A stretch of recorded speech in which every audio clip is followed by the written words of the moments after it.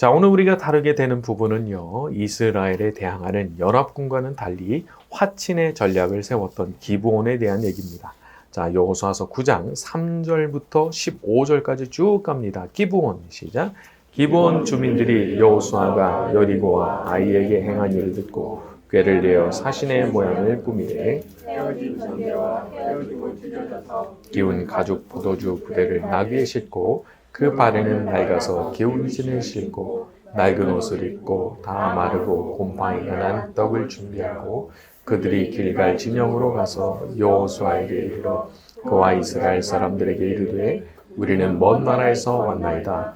이제 우리와 조약을 맺읍시다 하니 이스라엘 사람들이 히윗 사람들에게 이르되 너희가 우리 가운데 거주하는 듯하니 우리가 어떻게 너희와 조약을 맺을 수 있으랴 하나 그들이 여호수아에게 이르되 우리는 당신의 종들이니다 하며 여호수아가 그들에게 묻되 너희는 누구며 어디서 왔느냐 하니 그들이 여호수아에게 대답하되 종들은 당신의 하나님 여호와의 이름으로 말미암아 심히 먼 나라에서 왔사오니 이는 우리가 그의 소문과 그가 행한 이 모든 일을 들으며 또 그가 요단 동쪽에 있는 아모리 사람의 두 왕들 곧 헤스본 왕 시온과 아스타롯에 있는 바산 왕 옥에게 행하신 모든 일을 들었음이니라.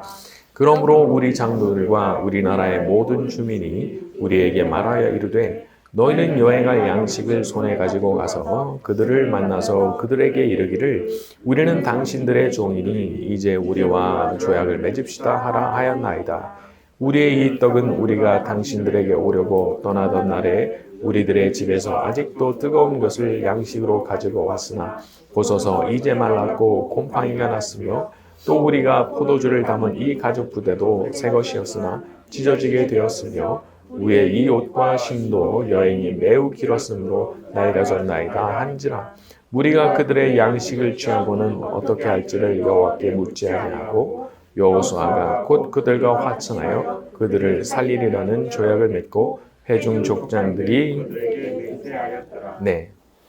에어컨을 살짝 트는 게 좋지 않을까 싶네요.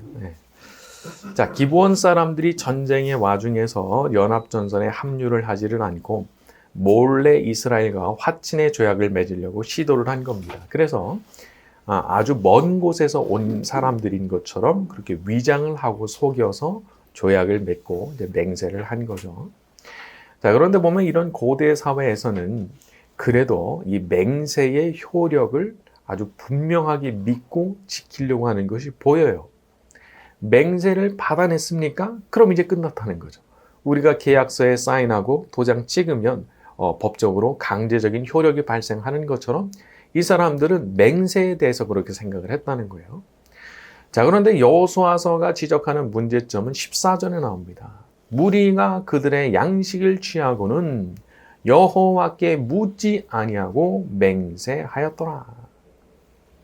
이렇게 중요한 일을 처리를 하는데 또 하나님께 묻는 절차를 생략을 한 거예요. 사람이 그런 게 있죠? 자꾸 잊어버려요. 아니, 아이성에서 얼마 전에 그렇게 혼이 났는데도 또 잊어버려요. 그러니까 사람이 조금만 방심하고 마음 놓으면 내가 늘 하나님 앞에 충분히 기도해야 되는 사람이고 내가 늘 하나님 앞에 뭔가를 여쭤야 되는 사람이라는 그 사실을 자꾸 잊어버리는 거예요. 그래서 자기가 정할 수 있는 범위를 넘어가서 그냥 막 자기가 다 정해버리는 거죠. 자, 그러면 하나님께서 그것을 인정하시고 그걸 축복하실 수가 없어지거든요. 자, 포인트는 여기서 속아 넘어갔다는 겁니다. 속아 넘어갔다. 사실 연기력이 기가 막혔죠. 소품까지 준비해가지고 얼마나 천연덕스럽게 연기를 했는지 홀딱 속아 넘어간 거예요.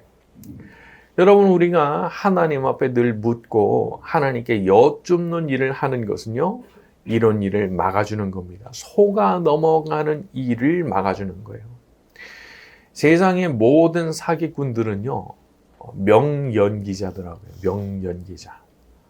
아주 얼마나 자신 있는 얼굴로 막 화려한 언변으로 막 사람을 홀딱 넘어가게 하고 또 다른 스킬도 있더라고요. 아주 이건 스킬이 뭐냐 하면 아주 순진해 보이게 하는 거예요. 순진해 보이게 해서 요거를 홀딱 넘어가게 하는 것도 있더라고요. 자, 그래서 제가 이런 부분들을 보면서 하나님께서 도와주시고 하나님께서 보호해 주시지 않으면 이 사람들의 연기를 간파를 못 하겠는 거예요. 간파를.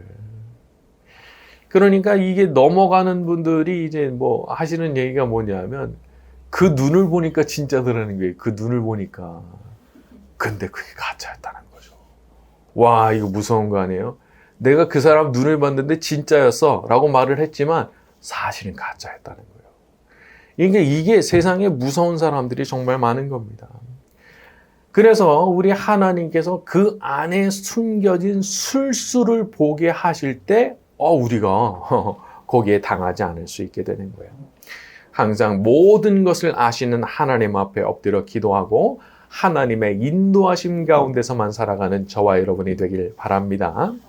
자, 16절부터 21절로 갑니다. 그들과 시작. 그들과 조약을 맺은 후 사흘이 지나서야 그들이 이웃에서 거주하는 자들이라 함을 들으니라. 이스라엘 자손이 행군하여 셋째 날에 그들의 여러 성읍들에 이르렀으니 부에롯과 기럇 여아림이라. 그러나 회중 족장들이 이스라엘의 하나님 여호와로 그들에게 맹세했기 때문에 이스라엘 자손이 그들을 치지 못한지라. 그러므로 회중이 다 족장을 원망하니 모든 족장이 온 회중에게 이르되 우리가 이스라엘의 하나님 여호와로 그들에게 맹세하였은즉 이제 그들을 건드리지 못하리라. 우리가 그들에게 맹세한 맹약으로 말미암아 진노가 우리에게 임할까 하노니 이렇게 행하여 그들을 살리리라 하고 무리에게 이르되 그들을 살리라 하니 족장들이 그들에게 이른 대로 그들이 온 회중을 위하여 나무를 패며 결국 이 기브온이 먼 곳이 아니라 바로 사흘길에 위치한 곳이라는 사실을 알게 됩니다. 하지만 하나님의 이름으로 맹세를 해버렸기 때문에 그들을 치지를 않았다는 거죠. 물론 원망이 있었어요. 18절에 회중이 다 족장들을 원망하니. 하지만 그래도요, 아무리 원망을 듣는다고 해도 그 약속을 어기질 않은 겁니다. 왜? 하나님 이름으로 한 맹세 함부로 깨면 하나님께서 가만히 계시겠냐는 거예요. 여러분, 우리가 하나님의 이름으로 하는 맹세에 얼마나 중요하게 되는 건지 모릅니다. 20절에 그들에게 맹세한 맹약으로 말미암아 진노가 우리에게 임할까 하노니. 족장들은요 알았던 거예요. 이거 맹세 함부로 깨고 약속 함부로 깨면 오히려 자기들한테 위험이 닥칠 수 있다는 걸 알았던 거예요. 그래서 그렇게 하지 않은 겁니다. 여러분, 약속을 지키는 거는 중요한 거예요. 제가 보니까 이게 약속을 딱 깨는 분들 있잖아요. 근데 재밌는 거는요, 예수님 믿는 분들이 약속을 깰 때 저는 그런 얘기를 많이 들어봤어요. 하나님이 그렇게 하라고 하셨대요. 에? 하나님이 그렇게 하라고 하셨대요, 자기한테. 여러분, 이게 무슨 말이에요? 우리가 섬기는 하나님이 어떤 분이신데 상식적으로 예의 범절에도 전혀 맞지 않고 이거는 그렇게 하면 안 되는 거라는 거를 열의 9명이 다 인정할 만한 그런 사실에 대해서 깨트리면서 하나님이 자기한테 그렇게 하라고 그러셨다는 거예요. 여러분, 이거 위험한 겁니다. 위험한 겁니다. 그러니까 이게 뭐냐 하면 자기가 유리한 쪽으로 이렇게 생각이 뭔가 떠오를 때 응답받았다 이렇게 하는 거예요. 아닌 거예요. 이게 정말 상식적으로 만든 건지 일반적으로 볼 때 예의 범절에 만든 건지를 먼저 따져보세요. 하나님께서 거기에 맞지 않는 것을 혹시 명하실 수도 있지만 그 확률은 제가 볼 때 100분의 1입니다. 100분의 1. 그러니까 대개의 경우는 하나님께서 주시는 응답은 다 누가 들어도 상식적이고 말이 맞고 그렇게 하는 게 예의지 라고 하는 거지, 그렇지 않고 이게 뭐야? 싶은 그런 답을 주시는 경우가 거의 없어요. 어떤 면에서 보자면은 기브온 사람들이 먼저 거짓말한 거기 때문에 우리도 깰 수 있는 거 아니야 말할 수 있겠죠. 하지만 하나님의 이름으로 맹세했잖아요. 그러면 내가 하나님의 이름을 욕되게 하는 거는 내가 안 하겠다 한 거예요. 그리고 그런 것들, 그런 모습, 그런 자세를 보일 때 하나님께서 그것을 너무 기뻐하시는 거예요. 자기에게 손해가 될 수도 있어요. 하지만 내가 하나님의 이름으로 약속했으면은 내가 그 약속 지키는 거예요. 나중에 사무엘하 21장 보게 되면은 사울 왕 있죠. 사울 왕이 기브온 사람들을 죽였거든요. 거기에 대해서 하나님께서 진노하셔서 벌을 내리시는데 이스라엘에 실제로 3년 동안 기근의 재앙을 내리신다. 그러니까 하나님께서 이게 벌써 언제예요? 언제적 있었던 맹세인데 그래도 그거 깼다고 하나님께서 진노하시는 거예요. 그래서 당장에 자기 이익을 생각하고 했던 약속 막 깨버리고 이러면 하나님 기뻐하실 수 없죠. 자, 그러나 반대로 하나님을 참 존중하는 거예요. 늘 자기의 하나님을 생각하는 거예요. 그래서 자기 때문에 하나님의 영광이 훼손되지 않을까. 그런 생각을 늘 하는 사람이 있다면 아예 하나님께서 그런 사람을 축복하시지 누굴 축복하시겠어요? 그러니까 하나님은 언제나 하나님을 진짜 사랑하고 존중하는 사람을 기억하시고 축복하시는 줄로 믿습니다. 자, 우리 모두가 그렇게 되기를 바랍니다. 자, 우리 여호수아서 10장으로 넘어갑니다. 10장 1절부터 10절까지 가죠. 그때 시작. 그때 여호수아가 아이를 빼앗아 진멸하되 여리고와 그 왕에게 행한 것과 같이 아이와 그 왕에게 행한 것과 또 기브온 주민이 이스라엘과 화친하여 그 중에 있다함을 예루살렘 왕 아도니세덱이 듣고 크게 두려워하였으니 이는 기브온은 왕도와 같은 그 사람들은 다 강함이라. 예루살렘 왕 아도니세덱이 헤브론 왕 호암과 야르뭇 왕 비람과 라기스 왕 에아비아와 에글론 왕 드빌에게 보내어 이르되 내게로 올라와 나를 도우라. 우리가 기브온을 치자. 이는 기브온이 여호수아와 이스라엘 자손과 더불어 화창하였음이니라 하매 아모리 족속의 5 왕들 곧 예루살렘 왕과 헤브론 왕과 야르뭇 왕과 라기스 왕과 에길론 왕이 함께 모여 자기들의 모든 군대를 거느리고 올라와 기브온에 대진하고 싸우니라. 기브온 사람들이 길갈 진영에 사람을 보내어 여호수아에게 전하되 당신의 종들 돕기를 터디게 하지 마시고 속히 우리에게 올라와 우리를 구하소서. 산지에 거주하는 아모리 사람의 왕들이 다 모여 우리를 치나이다 하매 여호수아가 모든 군사와 용사와 더불어 길갈에서 올라가니라. 그때 여호와께서 여호수아에게 이르시되 그들을 두려워하지 말라. 내가 그들을 내 손에 넘겨주었으니 그들 중에서 한 사람도 너를 당할 자 없으리라 하신지라. 여호수아가 길갈에서 밤새도록 올라가 갑자기 그들에게 이르니 여호와께서 그들을 이스라엘 앞에서 패하게 하심으로 여호수아가 그들을 기브온에서 크게 사륙하고 베토론에 올라가는 비탈에서 추격하여 아세가와 막게다까지 이르니라. 자, 기브온이 이스라엘과 화친했다는 소식을 전해 들은 이 예루살렘 왕 아도니세덱은 급히 연합군을 형성하기 위해서 움직였습니다. 그래서 헤브론, 야르뭇, 라기스, 에글론 4개의 성에 사신을 보내고 연합군을 이제 결성을 해서 기브온을 치려고 했죠. 이게 이 사람들을 상대해야 되는 이 여호수아의 입장에서 보면 굉장히 부담이 됐을 거예요. 객관적 전력으로 보면은 한 개 성과 싸우는 것도 쉽지가 않아요. 아이 성하고 싸울 때도 쉽지가 않았잖아요. 5개의 성과 동시에 전투를 벌여야 된다는 건 정말 큰 부담인 거예요. 그러니까 그때 하나님께서 여호수아에게 나타나셨다는 겁니다. 8절에 그들을 두려워하지 말라.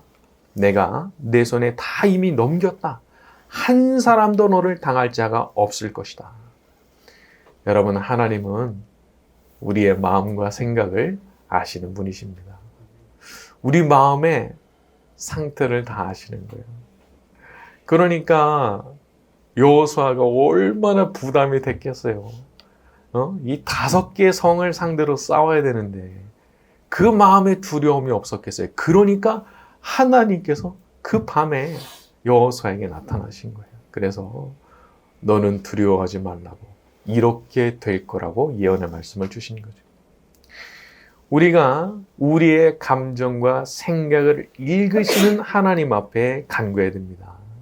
여호수아가 결국 승리하게 된 요인이 뭐예요? 하나님이시거든요. 10절에 여호와께서 그들을 이스라엘 앞에서 패하게 하심으로, 사람이 막 길을 써도 안 되는 겁니다.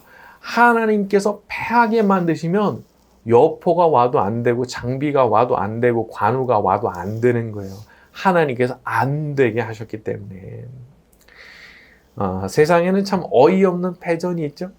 너무 말도 안 되는 사소하고 희한한 이유로 전쟁에서 지는 경우들이 있습니다. 싸움을 시작하려고 그러는데 갑자기 배가 아파. 정신이 혼미해져요. 팔에 힘이 안 들어가요. 5분 전까지만 해도 쌩쌩했거든요. 갑자기 그렇게 되는 경우 없겠어요? 있는 거예요. 갑작스러운 컨디션의 난조 있는 겁니다. 사람 사는 세상에 얼마든지 있을 수 있는 거죠. 그런데 그 모든 것을 누가 다스리시느냐? 하나님께서 다스리신다는 거예요. 인간의 눈으로 볼 때 우연으로 보이는 그 모든 것들을 우리 하나님께서 다스리고 계시기 때문에 그 하나님께서 어떻게 역사하시느냐가 너무 중요한 거죠. 우리 하나님이 어떤 분이시냐? 우연도 지배하신다고 그랬죠? 그러니까 내가 아차 실수를 해도 말이죠. 그걸 축복으로 바꾸실 능력이 있는 분이 우리 하나님이신 줄로 믿습니다. 실수도 축복으로 바꾸시더라고요. 실수도. 그러니까 하나님께서 이 모든 것을 지배하고 계시기 때문에 하나님께서 이기게 하시면 이기는 것이고 패하게 하시면 이제 패하게 되는 거죠. 하나님께서 이기게 하실 때를 보면 말이죠. 좀 자기가 놀라게 되는 거예요. 분명히 내가 이게 이길 상황이 아닌데 뚜껑을 딱 열고 보니까 내가 막 이기고 있는 거예요. 내가 이기고 있네? 하면서 내가 놀라게 되는 거죠. 그래서 이런 걸 보면서 이게 승패를 좌우하는 것은 인간이 아니구나. 인간은 그냥 노력할 뿐이에요. 궁극적으로 그것을 결정하시는 분은 하나님 한 분이신 거죠. 그리고 우리가 그 하나님의 자녀된 사람들이라는 것을 잊지 말아야 됩니다. 그렇기 때문에 담대한 마음으로 기도를 하세요. 하나님, 하나님께서 이기게 하시면 이기게 될 것을 믿습니다. 저는 능력이 없지만 우리 하나님은 능력 있으시니까 하나님께서 제게 승리를 안겨주시면 제가 이기게 될 것을 믿습니다. 딱 이런 믿음의 기도를 드릴 줄 알아야 되는 거죠. 혹시 한 번 한 번의 작은 전투에서는 실패할 수도 있어요. 아이성 전투 또 실패했잖아요. 그렇지만 결국에는 이게 전쟁에서 이겨버리면 괜찮은 거거든요. 사소한 전투 한두 개 져도 괜찮아요. 그거 졌다고 큰일 난 거 아니에요. 전쟁 전체로 보게 되면 이기면 되잖아요. 전쟁 전체로 볼 때 이기면 되잖아요. 로마서 8장 28절에 우리가 알거니와 하나님을 사랑하는 자 곧 그 뜻대로 부르심을 입은 자들에게는 모든 것이 합력하여 선을 이루느니라. 인생 전체를 통틀어 볼 때 반드시 선한 것이 이루어질 줄로 믿습니다. 그러니까 우리가 담대한 믿음을 가지고 기도할 수 있는 거예요. 그러니까 한 번의 전투에 패전했다고 해서 너무 낙심하거나 그러지는 마세요. 그것도 마귀가 다리 거는 거예요. 이번에 안 됐으면 다음에도 안 되는 거예요. 이렇게 말한단 말이에요. 그 말을 들어주지 마세요. 한 번 실패 있을 수 있는 거예요. 그렇지만 그 다음에 심기일전에서 다시 일어나서 전진하면 하나님께서도 좋은 거 주신다. 그렇게 믿고 하나님 앞에 나아가는 저와 여러분이 되길 바랍니다. 자, 11절부터 14절로 갑니다. 그들이 이스라엘 앞에서 도망하여 벳호론의 비탈에서 내려갈 때 여호와께서 하늘에서 큰 우박덩이를 아세가에 이르기까지 내리시매 그들이 죽었으니 이스라엘 자손의 칼에 죽은 자보다 우박에 죽은 자가 더 많았더라. 여호와께서 아모리 사람을 이스라엘 자손에게 넘겨주시던 날에 여호수아가 여호와께 아뢰어 목전에서 이르되 태양아 너는 기브온 위에 머무르라 달아 너도 아야란 골짜기에서 그리할지어다 하매 태양이 머물고 달이 멈추기를 백성이 그 대적에게 원수를 갚기까지 하였느니라. 야살의 책에 태양이 충천에 머물러서 거의 종일토록 내려가지 아니하였다고 기록되지 아니하였느냐. 여호와께서 사람의 목소리를 위에도 없사나니 이스라엘 위하여. 네. 자, 이 부분은 이제 역사적으로 전무후무한 사건이 일어난 것을 말하죠.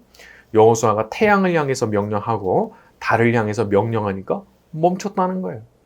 자, 이것이 현대의 과학의 세계관으로 보면 이해가 어려운 부분입니다. 그리고 성경 해석의 관점에서도 볼 때 실제로 이 지구를 비롯한 행성의 움직임이 딱 멈춘 건지 아니면 단지 시각적으로 그들에게 그렇게 보였던 건지는 단정하기가 어려운 부분이 있어요. 자, 하지만 아무튼 중요한 것은요, 여호수아와 이 연합군 전쟁에서 참여한 모든 사람들이 해가 중천에서 내려오지 않는 그런 것을 경험했다는 거죠. 성경이 강조하는 부분이 뭐냐? 14절에 여호와께서 사람의 목소리를 들으신 이 같은 날은 전에도 없었고 후에도 없었는데 이는 여호와께서 이스라엘을 위하여 싸우셨기 때문이다. 다른 이유가 아니라는 거야. 하나님께서 친히 이스라엘을 위해서 싸우셨기 때문에 그런 일이 벌어지게 된 거라는 거죠. 여러분, 하나님께서 친히 나서 주신다고 하는 것은 하나님 자녀된 사람들의 아주 특권입니다. 특권. 물론 때로는 고통 있을 수 있고 핍박받을 수도 있죠. 하지만 만약 그것을 내 인생에 하나님이 허용하신다면 그 무슨 뜻이냐? 우리를 연단하고 하늘과 땅에 상급을 쌓아놓을 수 있는 기회를 주시는 거예요. 그게 패전의 징표가 아닌 거예요. 그런 일들이 있는 겁니다.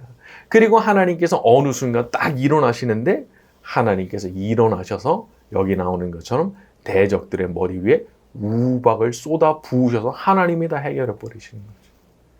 이스라엘이 칼을 쓰는 것도 아니에요. 그냥 하늘에서 우박 내려가지고 다 멸망시켜 버리시는 거죠. 그래서 하나님께서 이렇게 역사하신다는 것을 우리가 믿고 하나님을 신뢰하는 가운데 나아가는 거죠. 여러분, 우리는요, 기적을 믿습니까? 안 믿습니까? 우리는 다 믿는 사람들이에요. 우리는 성경에 나오는 기적을 다 믿는 사람들이에요. 진짜 그리스도인은 원래 그런 거예요. 그러니까 내 인생에도 하나님의 기적이 일어난다 아니다? 일어난다. 하나님 역사하시면 놀라운 일이 일어난다? 그렇지 않다? 일어난다. 그렇게 믿고 살아가는 저와 여러분이 되기를 예수님의 이름으로 축원합니다.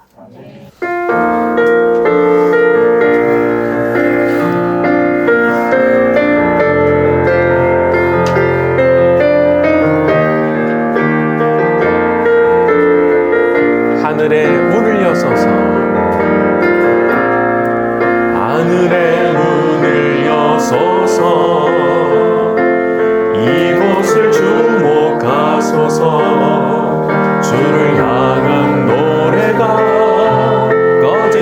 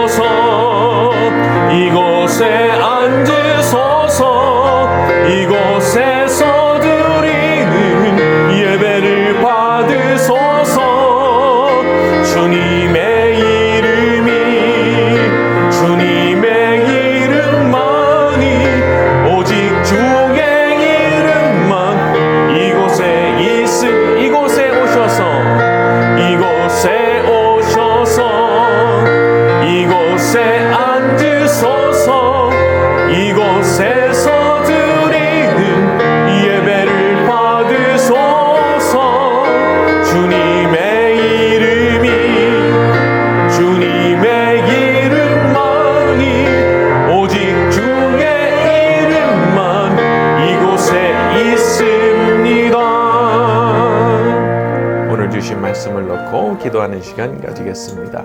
말씀하시는 하나님 체험하는 시간이 되기를 원합니다. 주의 음성 들려오게 하여 주옵소서. 다 같이 통성으로 기도하겠습니다. 어렵게 하시는 하나님 아버지,